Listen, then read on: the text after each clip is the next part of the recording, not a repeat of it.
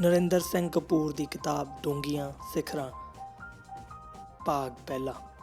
ਸਿਦਕ, ਸਿਰੜ ਅਤੇ ਦ੍ਰਿੜਤਾ।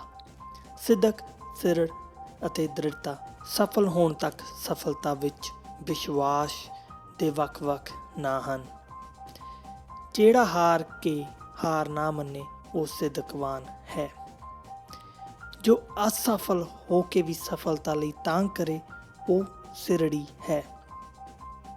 ਜੋ ਆਪਣੇ ਉਦੇਸ਼ ਦੀ ਪੂਰਤੀ ਲਈ ਮੁਸ਼ਕਲਾਂ ਅਤੇ ਮੁਸੀਬਤਾਂ ਦੇ ਸਾਹਮਣੇ ਡਟਿਆ ਰਹੇ ਉਹ ਦ੍ਰਿੜ ਇਰਾਦੇ ਵਾਲਾ ਹੈ। ਸਿਦਕਵਾਨਾਂ ਦੀ ਉਹਨਾਂ ਕਾਰਜਾਂ ਵਿੱਚ ਦਿਲਚਸਪੀ ਹੁੰਦੀ ਹੈ ਜੋ ਸਧਾਰਨ ਲੋਕਾਂ ਲਈ ਅਸੰਭਵ ਹੁੰਦੇ ਹਨ। ਜੇ ਕੋਈ ਕਾਰਜ ਜਿੱਤ ਦੇ ਭਰੋਸੇ ਨਾਲ ਆਰੰਭ ਕੀਤਾ ਜਾਵੇ ਤਾਂ ਅਸਫਲਤਾ ਜਾਂ ਹਾਰ ਵੀ ਜਿੱਤ ਵਰਗੀ ਹੁੰਦੀ ਹੈ, ਕਿਉਂਕਿ ਲੋਕ ਪ੍ਰਸ਼ੰਸਾ ਕਰਦੇ ਹਨ ਕਿ ਜੂਝਿਆ ਬੜੇ ਸਿਦਕ ਨਾਲ ਸੀ। ਸਿਰੜ ਵਾਲੇ ਚਾਨਣੇ ਦੀ ਆਸ ਨਾਲ ਹਨੇਰੀਆਂ ਦਾ ਸਾਹਮਣੇ ਕਰਦੇ ਹਨ। ਜਦੋਂ ਕੋਈ ਵਿਅਕਤੀ ਆਪਣੀ ਕਿਸੇ ਧਾਰਨਾ, ਆਦਰਸ਼ ਜਾਂ ਸਿਧਾਂਤ ਲਈ ਡਟ ਜਾਵੇ ਅਤੇ ਡਟਿਆ ਰਹੇ, ਕਿਸੇ ਕੀਮਤ ਤੇ ਨਾ ਵਿਕੇ ਅਤੇ ਨਿੱਜੀ ਪੱਧਰ ਉੱਤੇ ਵੱਡੇ ਘਾਟਿਆਂ ਦੇ ਬਾਵਜੂਦ ਆਪਣੇ ਉਦੇਸ਼ ਵਿੱਚ ਦ੍ਰਿੜ ਰਹੇ ਤਾਂ ਸੰਸਾਰ ਸੋਚਣ ਲੱਗ ਪੈਂਦਾ ਹੈ ਅਤੇ ਸੰਸਾਰ ਨੂੰ ਸੋਚਣਾ ਪੈਂਦਾ ਹੈ ਕਿ ਇਸ ਵਿੱਚ ਕੁਝ ਹੈ ਜੋ ਬਾਕੀਆਂ ਨਾਲੋਂ ਵੱਖਰਾ ਅਤੇ ਨਿਆਰਾ ਹੈ। ਗੁਰੂ ਗੋਬਿੰਦ ਸਿੰਘ ਨਾਲ ਇਵੇਂ ਹੀ ਵਾਪਰਿਆ ਸੀ, ਕਿਉਂਕਿ ਉਹਨਾਂ ਵਿੱਚ ਸਿਦਕ, ਸਿਰੜ ਅਤੇ ਦ੍ਰਿੜਤਾ ਦੇ ਗੁਣ ਸਨ। ਉਹਨਾਂ ਦੇ ਹੱਥ ਵਿਚਲੀ ਤਲਵਾਰ ਜਦੋਂ ਲਲਕਾਰ ਬਣ ਕੇ ਉੱਠੀ ਸੀ ਤਾਂ ਕੁਰਬਾਨੀਆਂ ਦੇਣ ਵਾਲੇ ਸਿਰ ਵੀ ਉੱਚੇ ਹੋ ਗਏ ਸਨ। ਸਿਦਕ ਤੋਂ ਬਿਨਾਂ ਚਾਂਦਨੀ ਚੌਂਕ ਦਾ ਥਾਣਾ ਮੱਥਾ ਟੇਕਣ ਵਾਲੀ ਥਾਂ ਨਹੀਂ ਸੀ ਬਣਨਾ। ਸਿਰੜ ਤੋਂ ਬਿਨਾਂ ਚਮਕੌਰ ਅਤੇ ਫਤਿਹਗੜ੍ਹ ਨਾਲ ਸਾਹਿਬ ਨਹੀਂ ਸੀ ਜੁੜਨਾ ਅਤੇ ਦ੍ਰਿੜਤਾ ਤੋਂ ਬਿਨਾਂ ਅਨੰਦਪੁਰ ਸਾਹਿਬ ਨੇ ਨਵਾਂ ਅਤੇ ਨਿਵੇਕਲਾ ਇਤਿਹਾਸ ਨਹੀਂ ਸੀ ਸਿਰਜਣਾ।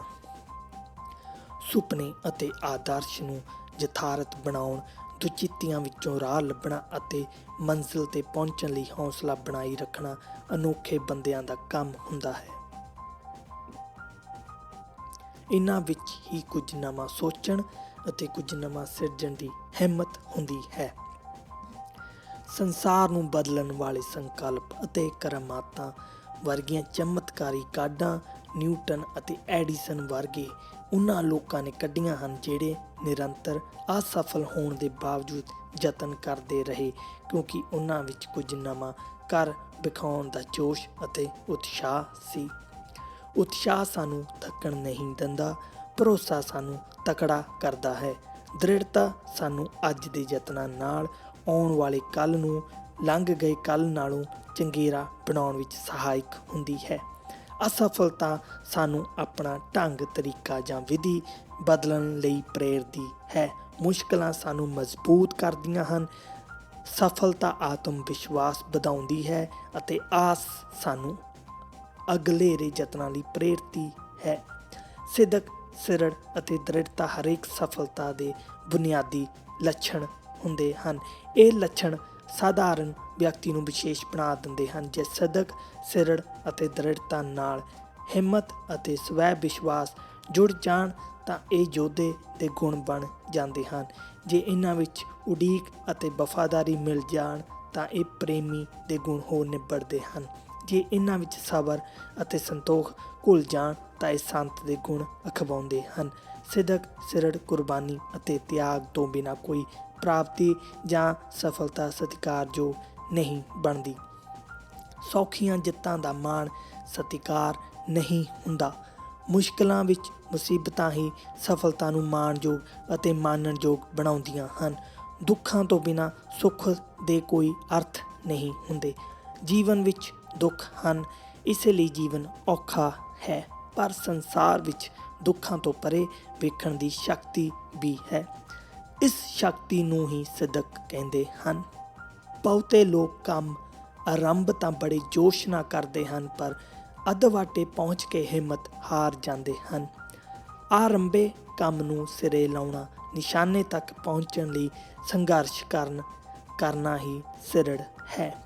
ਵੱਡੇ ਡੈਮ, ਨਹਿਰਾਂ, ਇਮਾਰਤਾਂ ਅਤੇ ਪੁਲ ਆਦਿ ਦ੍ਰਿੜਤਾ ਤੋਂ ਬਿਨਾਂ ਨਹੀਂ ਉਸਰਦੇ ਅਤੇ ਚਮਤਕਾਰੀ ਪ੍ਰਾਪਤੀਆਂ ਨਿਰੰਤਰ ਯਤਨਾਂ ਤੋਂ ਬਿਨਾਂ ਸੰਭਵ ਨਹੀਂ ਹੁੰਦੀਆਂ।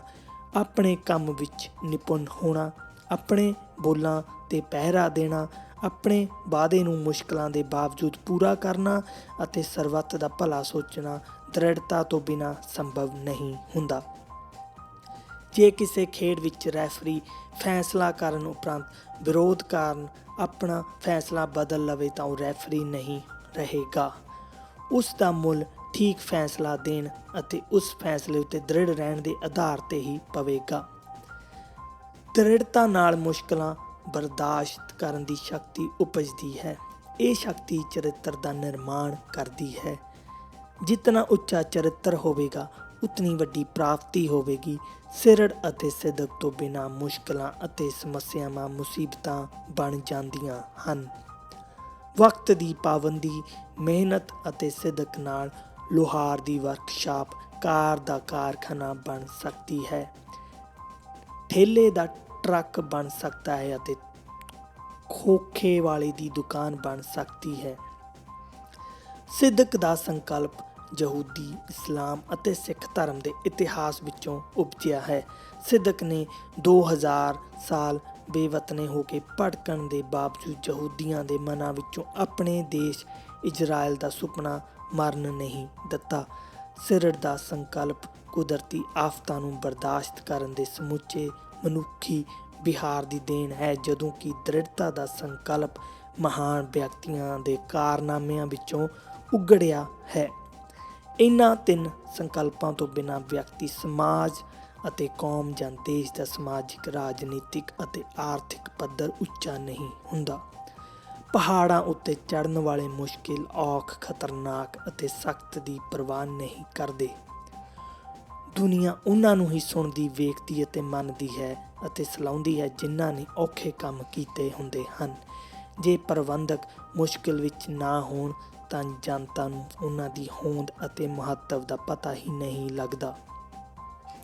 ਹੇਮਕੁੰਟ ਅਤੇ ਅਮਰਨਾਥ ਦੀ ਯਾਤਰਾ ਸਿਦਕ ਅਤੇ ਸਿਰੜ ਨਾਲ ਹੀ ਪੂਰੀ ਹੁੰਦੀ ਹੈ। ਸਿਦਕ, ਸਿਰੜ ਅਤੇ ਦ੍ਰਿੜਤਾ ਤਨ ਦੀਆਂ ਨਹੀਂ, ਮਨ ਦੀਆਂ ਸ਼ਕਤੀਆਂ ਹਨ ਜਿਹੜੀਆਂ ਉੱਚੇ ਚਰਿੱਤਰ ਦਾ ਨਿਰਮਾਣ ਕਰਦੀਆਂ ਹਨ। ਸਿਦਕਵਾਨਾਂ ਦੇ ਰਾਹ ਅਤੇ ਨਿਸ਼ਾਨੇ ਹੋਰ ਹੀ ਹੁੰਦੇ ਹਨ। ਉਦਾਹਰਨ ਵਜੋਂ ਤੁਰਕਾਂ, ਮੰਗੋਲਾਂ, ਪਠਾਨਾਂ, ਰੋਮਨਾਂ, ਰੂਸੀਆਂ, ਫਰਾਂਸੀਸੀਆਂ ਵਾਂਗ ਪੰਜਾਬੀ ਵੀ ਸਾਹਸੀ ਸੁਭਾਅ ਵਾਲੇ ਹਨ।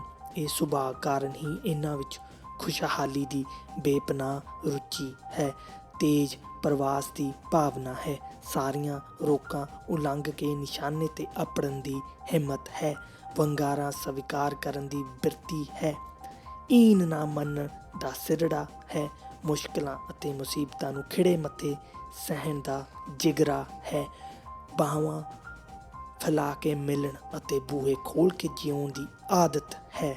ਇਹ ਸਭ ਕੁਝ ਪ੍ਰਕਿਰਤਕ ਚੌਗਿਰਦੇ, ਖੁੱਲ੍ਹੀ ਖੁਰਾਕ, ਪੀੜੇ ਜੁੱਸੇ ਅਤੇ ਭੈ ਮੁਕਤ ਹੋਣ ਕਾਰਨ ਹੈ। ਸਰਦਾਰ ਸ਼ਬਦ ਪੰਜਾਬੀਆਂ ਨੇ ਅਫਗਾਨਾਂ ਤੋਂ ਪ੍ਰਾਪਤ ਕੀਤਾ ਹੈ। ਮਿਸਲਾਂ ਦੇ ਸਮੇਂ ਤੱਕ ਸਿੱਖ ਨੂੰ ਭਾਈ ਕਿਹਾ ਜਾਂਦਾ ਸੀ।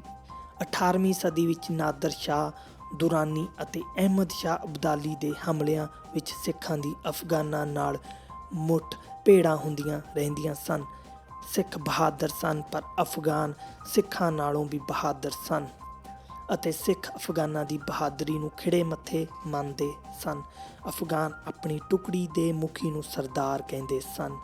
ਸਿੱਖਾਂ ਨੇ ਅਫਗਾਨਾਂ ਦਾ ਇਹ ਸ਼ਬਦ ਅਪਣਾ ਲਿਆ ਅਤੇ ਬਹਾਦਰ ਸਿੱਖ ਨੂੰ ਸਰਦਾਰ ਕਿਹਾ ਜਾਣ ਲੱਗਿਆ। ਅੰਗਰੇਜ਼ਾਂ ਨੇ ਸਰਦਾਰ ਦਾ ਖਿਤਾਬ ਦੇਣਾ ਆਰੰਭ ਕੇ ਇਸ ਸ਼ਬਦ ਦਾ ਸਤਿਕਾਰ ਹੋਰ ਵੀ ਵਧਾ ਦਿੱਤਾ ਸੀ। ਬਹਾਦਰਾਂ ਵਿੱਚ ਨਿਆਂ ਅਤੇ ਅਣਖ ਲਈ ਲੜਨ, ਮਰਨ ਅਤੇ ਜਾਬਰ ਨੂੰ ਲਲਕਾਰਨ ਦੀ ਦਲੇਰੀ ਹੁੰਦੀ ਹੈ। ਇਸ ਕਰਕੇ ਇਹਨਾਂ ਵਿੱਚ ਜੀਵਨ ਨੂੰ ਭਰਪੂਰ ਰੂਪ ਵਿੱਚ ਮਾਨਣ ਦੀ ਤਾਂਘ ਅਤੇ ਸ਼ਿੱਦਤ ਵੀ ਹੁੰਦੀ ਹੈ। ਸੋਹਣੀਆਂ ਇਸਤਰੀਆਂ ਬਹਾਦਰਾਂ ਦੀਆਂ ਪਤਨੀਆਂ ਹੋਣ ਵਿੱਚ ਮਾਣ ਮਹਿਸੂਸ ਕਰਦੀਆਂ ਹਨ।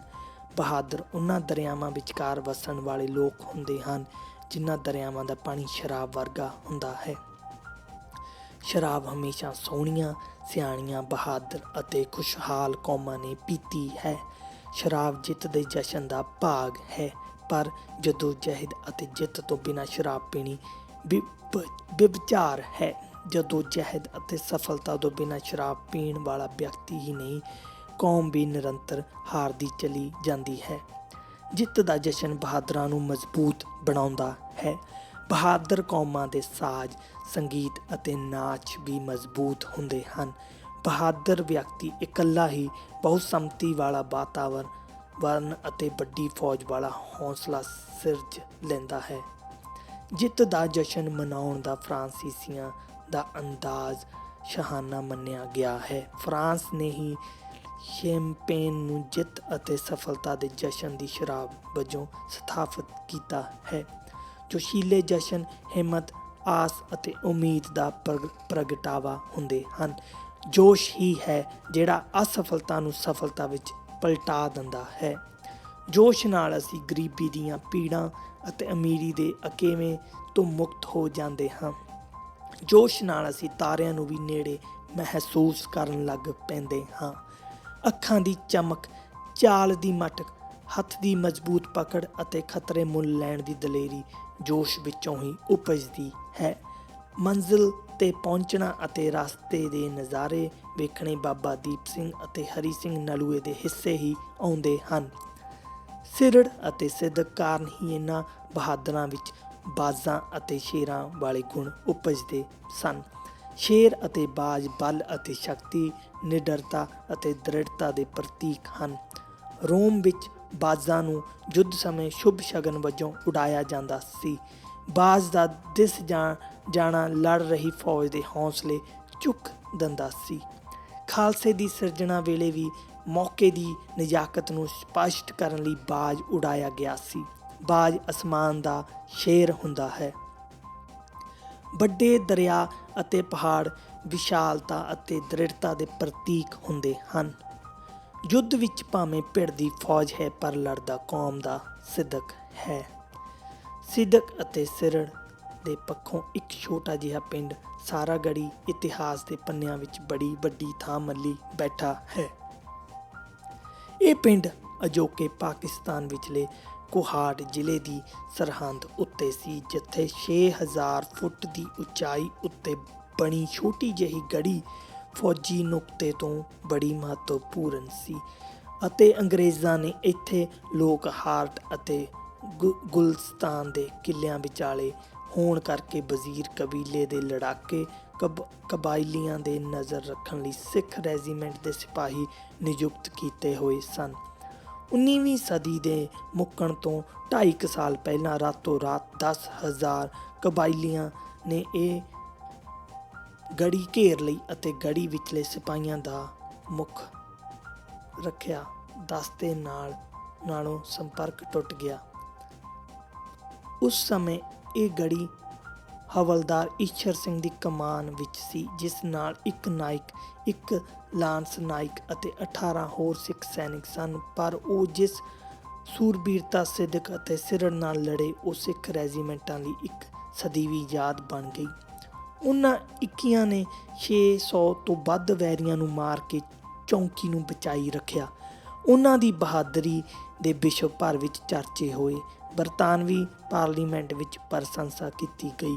ਸੂਰਬੀਰਤਾ ਅਤੇ ਦ੍ਰਿੜਤਾ ਦੇ ਪੱਖੋਂ ਯੂਨੈਸਕੋ ਵੱਲੋਂ ਇਸ ਲੜਾਈ ਨੂੰ ਸੰਸਾਰ ਦੀਆਂ 8 ਮਹਾਨ ਉਦਾਹਰਨਾਂ ਵਿੱਚ ਗਿਣਿਆ ਗਿਆ ਹੈ। ਸਿੱਖਾਂ ਦੀ ਸੂਰਬੀਰਤਾ ਦੀ ਇਹ ਕਹਾਣੀ ਫਰਾਂਸ ਦੇ ਸਕੂਲਾਂ ਵਿੱਚ ਪੜ੍ਹਾਈ ਜਾਂਦੀ ਹੈ। ਇਸ ਅਤੇ ਅਜਿਹੀਆਂ ਹੋਰ ਉਦਾਹਰਨਾਂ ਕਰਕੇ ਸਿੱਖ ਰੈਜੀਮੈਂਟਾਂ ਬਾਰੇ ਮਸ਼ਹੂਰ ਹੈ ਕਿ ਇਹਨਾਂ ਵਿੱਚ ਅਸੰਭਵ ਨੂੰ ਸੰਭਵ ਕਰਨ ਦੀ ਯੋਗਤਾ ਹੈ।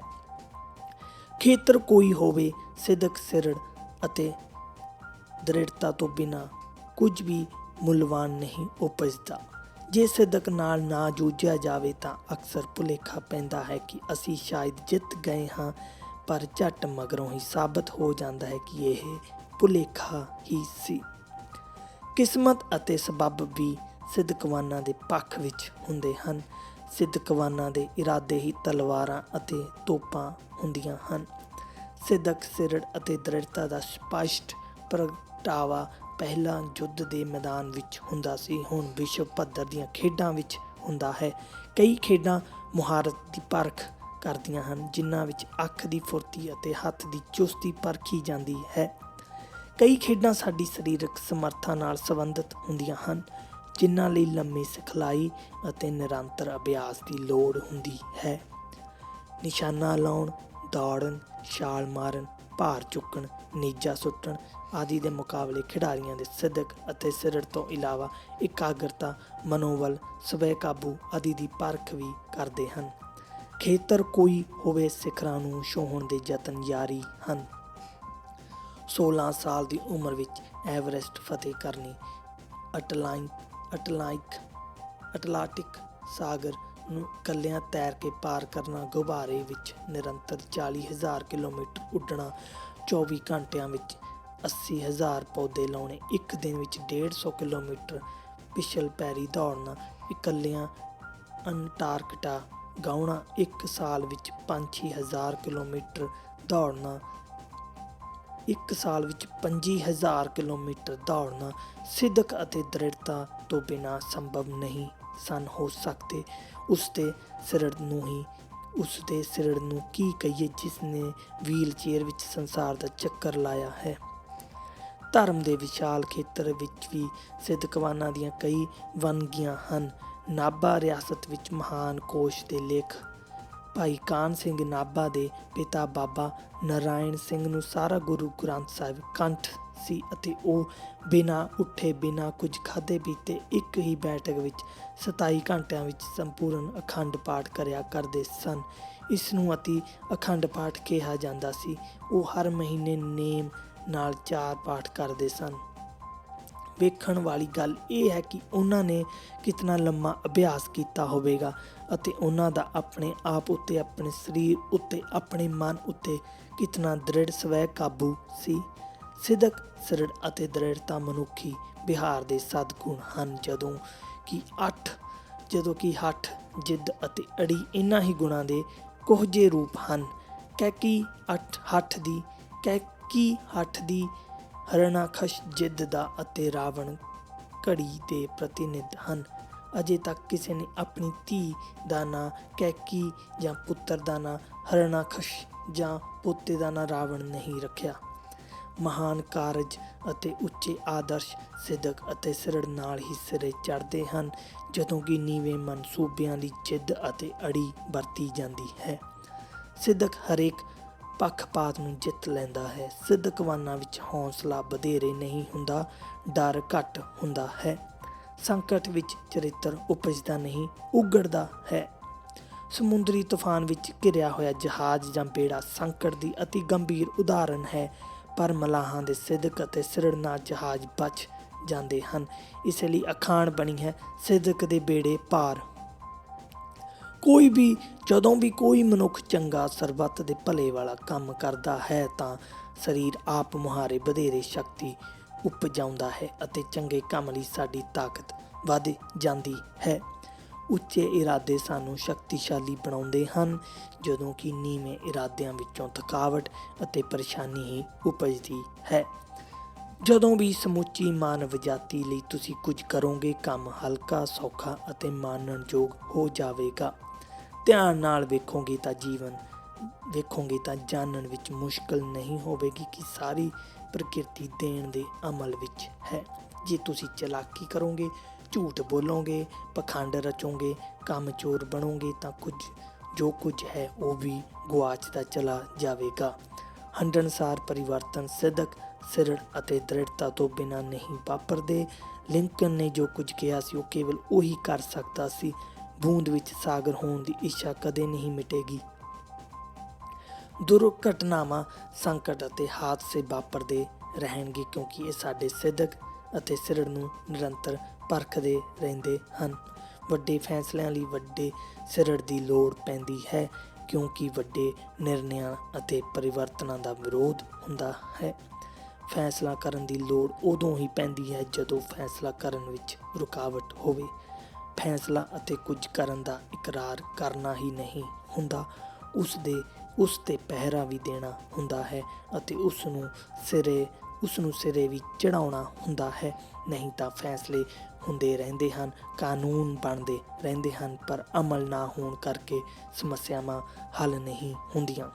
ਸਮਾਜ ਨੂੰ ਬਦਲਣ ਵਾਸਤੇ ਬਹਾਦਰ ਅਤੇ ਦੂਰ ਅੰਦੇਸ਼ ਸਿੱਧਕਵਾਨਾਂ ਦੀ ਲੋੜ ਪੈਂਦੀ ਹੈ। ਖੇਤਰ ਕੋਈ ਹੋਵੇ, ਉੱਤਮਤਾ ਦੀ ਕੀਮਤ ਜੀਵਨ ਭਰ ਦੀ ਮਿਹਨਤ ਹੁੰਦੀ ਹੈ। ਇਸ ਤੋਂ ਸਸਤੀ ਇਹ ਕਿਧਰੇ ਮਿਲਦੀ ਹੀ ਨਹੀਂ, ਪਰ ਤਬਦੀਲੀ ਵਾਸਤੇ ਅਤੇ ਵਿਕਾਸ ਵਾਸਤੇ ਜੱਦੋ ਜਹਿਦ ਕਰਨੀ ਅਤੇ ਲੜਨਾ ਪੈਂਦਾ ਹੈ। ਮਿਹਨਤ ਲੜਨ ਦੀ ਹੀ ਇੱਕ ਕਿਸਮ ਹੈ। ਮਨੁੱਖ ਨੇ ਜੋ ਕੁਝ ਮੁੱਲਵਾਨ ਪ੍ਰਾਪਤ ਕੀਤਾ ਹੈ ਉਹ ਮਿਹਨਤ ਨਾਲ ਹੀ ਕੀਤਾ ਹੈ। ਉਦਾਹਰਨ ਵਜੋਂ ਤੇਜ਼ ਚੱਲਣ ਦੀ ਇੱਛਾ ਵਿੱਚੋਂ ਸਾਈਕਲ ਦੀ ਕਾਢ ਨਿਕਲੀ, ਰਾਤਾਂ ਜਾਗਣ ਵਾਲਿਆਂ ਨੇ ਤਾਰਾ ਵਿਗਿਆਨ ਦਾ ਮੁੱਢ ਬੰਨਿਆ, ਦੋਹਾਂ ਹੱਥਾਂ ਨਾਲ ਲਿਖਣ ਦੇ ਉਦੇਸ਼ ਵਿੱਚੋਂ ਟਾਈਪਰਾਈਟਰ ਨਿਕਲੀ। ਜੇ ਕੋਈ ਨਿਸ਼ਚਿਤ ਉਦੇਸ਼ ਨਾ ਹੋਵੇ ਤਾਂ ਮਨੁੱਖ ਦੀ ਕਿਸੇ ਕੰਮ ਵਿੱਚ ਰੁਚੀ ਜਾਂ ਦਿਲਚਸਪੀ ਹੀ ਨਹੀਂ ਉਪਜਦੀ। ਉੱਚੇ ਉਦੇਸ਼ ਤੋਂ ਬਿਨਾਂ ਕੀਤੇ ਕੰਮ ਦਾ ਕੋਈ ਨਤੀਜਾ ਨਹੀਂ ਨਿਕਲਦਾ। ਜੇ ਕੇਵਲ ਧਨ ਇਕੱਠਾ ਕਰਨਾ ਹੀ ਮਨੁੱਖ ਦਾ ਉਦੇਸ਼ ਬਣ ਜਾਵੇ ਤਾਂ ਉਹ ਦੇਸ਼ ਵਿੱਚ ਤਾਂ ਭਾਵੇਂ ਸਫਲ ਹੋ ਜਾਵੇ, ਪਰ ਅਜਿਹਾ ਮਨੁੱਖ ਜੀਵਨ ਦੀਆਂ ਉੱਚੀਆਂ ਤਸੱਲੀਆਂ ਅਤੇ ਡੂੰਘੇ ਅਨੁਭਵਾਂ ਤੋਂ ਬਿਰਵਾ ਰਹਿ ਜਾਂਦਾ ਹੈ। ਕੰਜੂਸੀ, ਸਾੜੇ, ਈਰਖਾ ਜਾਂ ਬੇਈਮਾਨੀ ਦੀ ਆਦਤ ਅਤੀਤ ਦੀ ਕਿਸੇ ਘਾਟ ਕਰਕੇ ਅਤੇ ਭਵਿੱਖ ਵਿੱਚ ਵਿਸ਼ਵਾਸ ਦੀ ਅਣਹੋਂਦ ਕਾਰਨ ਉਪਜਦੀ ਹੈ। ਕਈਆਂ ਨੇ ਅਤੀਤ ਨੂੰ ਇਤਨਾ ਘੁੱਟ ਕੇ ਫੜਿਆ ਹੋਇਆ ਹੈ ਕਿ ਉਹਨਾਂ ਦੇ ਹੱਥ ਵਰਤਮਾਨ ਨੂੰ ਪਕੜਨ ਅਤੇ ਭਵਿੱਖ ਨੂੰ ਛੂਹਣ ਲਈ ਖੁੱਲ੍ਹਦੇ ਹੀ ਨਹੀਂ। ਅਜਿਹੇ ਜੀਵਨ ਵਿੱਚ ਦੁਹਰਾਓ ਹੁੰਦਾ ਹੈ ਅਤੇ ਕੁਝ ਨਵਾਂ ਨਹੀਂ ਵਾਪਰਦਾ। ਜਿੱਥੇ ਜੀਵਨ ਨੇਮਬੱਧ ਨਹੀਂ ਹੁੰਦਾ ਉੱਥੇ ਲੋਕਾਂ ਦੀ ਹੋਂਦ ਤਾਂ ਹੁੰਦੀ ਹੈ, ਪਰ ਪਛਾਣ ਨਹੀਂ ਹੁੰਦੀ। ਅਫਰੀਕੀ ਮਹਾਂਦੀਪ ਨਾਲ ਇਵੇਂ ਹੀ ਵਾਪਰ ਰਿਹਾ ਹੈ। ਅਜੋਕੇ ਯੁੱਗ ਵਿੱਚ ਮਨੁੱਖ ਨੂੰ ਡੇਗਣ ਅਤੇ ਨਿਤਾਣਾ ਬਣਾਉਣ ਵਾਲੀਆਂ, ਭ੍ਰਿਸ਼ਟ ਕਰਨ ਲਈ ਭਰਮਾਉਣ ਵਾਲੀਆਂ ਅਤੇ ਨਸ਼ਿਆਂ ਨਾਲ ਅਸਲੀ ਉਦੇਸ਼ ਤੋਂ ਭਟਕਾਉਣ ਵਾਲੀਆਂ ਸ਼ਕਤੀਆਂ ਬੜੀਆਂ ਬਲਵਾਨ ਹੋ ਗਈਆਂ ਹਨ। ਸੋ ਸਿਦਕ ਅਤੇ ਸਿਰੜ ਤੋਂ ਬਿਨਾਂ ਜੀਵਨ ਨੂੰ ਸਾਰਥਕ ਢੰਗ ਨਾਲ ਜਿਉਣਾ ਸੰਭਵ ਨਹੀਂ ਰਿਹਾ। ਹੁਣ ਨਿੱਕੀ ਜਿਹੀ ਮੁਸ਼ਕਿਲ ਤੇ ਆਤਮਘਾਤ ਕਰਨ, ਨਿਗੁਣੀ ਜਿਹੀ ਅਸਫਲਤਾ ਤੇ ਢੇਰੀ ਢਾਉਣ ਅਤੇ ਪੜ੍ਹਾਈ ਵਿੱਚ ਛੱਡ ਦੇਣ ਅਤੇ ਨਿੱਕੇ ਜਿਹੇ ਬੋਲ ਬੁਲਾਰੇ ਤੇ ਤਲਾਕ ਲੈਣ ਦਾ ਰੁਝਾਨ ਨਿਰੰਤਰ ਵੱਧ ਰਿਹਾ ਹੈ। ਨਸ਼ਿਆਂ ਦੀ ਉਪਜਾਈ ਨਿਰਾਸ਼ਤਾ, ਕੁਝ ਨਵਾਂ ਕਰਨ ਦੇ ਪੱਖੋਂ ਝਿਝਕ, ਅਸੰਭਵ ਨਿਸ਼ਾਨੇ ਮਿੱਥਣ ਅਤੇ ਅਸਫਲ ਹੋਣ ਵਿੱਚੋਂ ਉਪਜੀ ਉਦਾਸੀ ਸਾਡੇ ਵਿਹਾਰ ਦਾ ਭਾਗ ਬਣ ਗਈਆਂ ਹਨ। ਲੋੜ ਹੈ ਕਿ ਸੁਸਤ ਅਤੇ ਸੌਖੀ ਜ਼ਿੰਦਗੀ ਦੀ ਥਾਂ ਮਜ਼ਬੂਤ ਜੀਵਨ ਦੀ ਤਾਂਘ ਕੀਤੀ ਜਾਵੇ। ਬੱਚਿਆਂ ਨੂੰ ਨਵੀਆਂ ਜ਼ਿੰਮੇਵਾਰੀਆਂ ਚੁੱਕਣ ਦੇ ਯੋਗ ਬਣਾਇਆ ਜਾਵੇ। ਬੱਚਿਆਂ ਨੂੰ ਪਲੋਸ ਕੇ ਰੱਖਣ ਦੀ ਥਾਂ ਉਹਨਾਂ ਵਿੱਚ ਸਖਤ ਜਾਨ ਬਣਨ ਦੀ ਰੀਝ ਅਤੇ ਜੱਦੋ-ਜਹਿਦ ਕਰਨ ਦੀ ਆਦਤ ਪਾਉਣ ਦੀ ਲੋੜ ਹੈ, ਤਾਂ ਹੀ ਉਹ ਮੁਸ਼ਕਲਾਂ ਅਤੇ ਮੁਸੀਬਤਾਂ ਦਾ ਸਾਹਮਣਾ ਕਰ ਸਕਣਗੇ। ਇੱਕ ਵਾਰੀ ਇੱਕ ਵਿਅਕਤੀ ਨੇ ਤਿਤਲੀਆਂ ਨੂੰ ਕੋਇਆਂ ਵਿੱਚੋਂ ਨਿਕਲਣ ਦੀ ਔਖਿਆਈ ਵੇਖੀ ਤਾਂ ਉਸਨੇ ਆਪਣੇ ਅੰਗੂਠੇ ਨਾਲ ਉਹਨਾਂ ਨੂੰ ਕੋਇਆਂ ਵਿੱਚੋਂ ਬਾਹਰ ਕੱਢਿਆ, ਪਰ ਉਸਨੇ ਵੇਖਿਆ ਕਿ ਜਿਨ੍ਹਾਂ ਤਿਤਲੀਆਂ ਨੇ ਕੋਇਆਂ ਵਿੱਚੋਂ ਆਪਣੇ ਨਿਕਲਣ ਦੀ ਜੱਦੋ-ਜਹਿਦ ਨਹੀਂ ਸੀ ਕੀਤੀ, ਉਹ ਉੱਡ ਨਹੀਂ ਸੀ ਸਕਦੀਆਂ। ਉਹਨਾਂ ਵਿੱਚ ਉੱਡਣ ਦਾ ਸਾਹਸ, ਸਿਦਕ ਅਤੇ ਭਰੋਸਾ ਨਹੀਂ ਸੀ।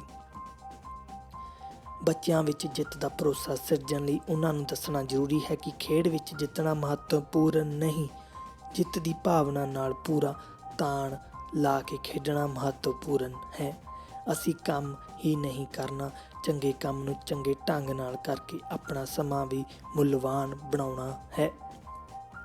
ਬੱਚਿਆਂ ਵਿੱਚ ਦੂਜਿਆਂ ਦੇ ਗੁਣਾਂ ਦੀ ਕਦਰ ਪਾਉਣ ਦੀ ਜਾਂਚ ਵੀ ਸਿਖਾਉਣ ਦੀ ਲੋੜ ਹੈ, ਕਿਉਂਕਿ ਬਹਾਦਰ, ਕਾਬਲ ਅਤੇ ਲਾਇਕ ਦੂਜਿਆਂ ਲਈ ਪ੍ਰਸ਼ੰਸਾ ਨਾਲ ਭਰੇ ਹੁੰਦੇ ਹਨ। ਵੇਖਿਆ ਗਿਆ ਹੈ ਕਿ ਸਿਦਕ ਅਤੇ ਸਿਰੜ ਵਾਲੇ ਵਿਅਕਤੀ ਥੋੜ੍ਹੀ ਜਿਹੀ ਸਮਰੱਥਾ ਨਾਲ ਵੀ ਬਹੁਤ ਕੁਝ ਕਰ ਲੈਂਦੇ ਹਨ, ਜਦੋਂ ਕਿ ਬਹੁਤ ਸਮਰੱਥਾਵਾਨ ਵਿਅਕਤੀ ਵੀ ਨਿਰਾਸ਼ਵਾਦੀ ਬਿਰਤੀ ਕਾਰਨ ਕੁਝ ਵੀ ਨਹੀਂ ਕਰ ਸਕਦੇ। ਭਾਵੇਂ ਸਥਿਤੀ ਬੜੀ ਗੰਭੀਰ ਹੈ, ਪਰ ਸਾਰਾਗੜ੍ਹੀ ਦੇ ਬਹਾਦਰਾਂ ਵਾਂਗ ਅਸੀਂ ਆਪਣੀਆਂ ਸ਼ਕਤੀਆਂ ਨੂੰ ਪਛਾਣ ਕੇ ਚੰਗਾ ਉਦੇਸ਼ ਮਿੱਥ ਦੇ ਸਿਦਕ, ਸਿਰੜ ਅਤੇ ਦ੍ਰਿੜਤਾ ਨਾਲ ਹਾਰ ਅਤੇ ਅਸਫਲਤਾ ਨੂੰ ਜ਼ਰੂਰ ਪਛਾੜ ਸਕਦੇ ਹਾਂ ਅਤੇ ਅਜਿਹਾ ਕਰਕੇ ਅਸੀਂ ਜੀਵਨ ਦੀ ਮੂਹਰਲੀ ਕਤਾਰ ਵਿੱਚ ਖਲੋਣ ਦੇ ਸਮਰੱਥ ਹੋ ਸਕਦੇ ਹਾਂ। ਧੰਨਵਾਦ।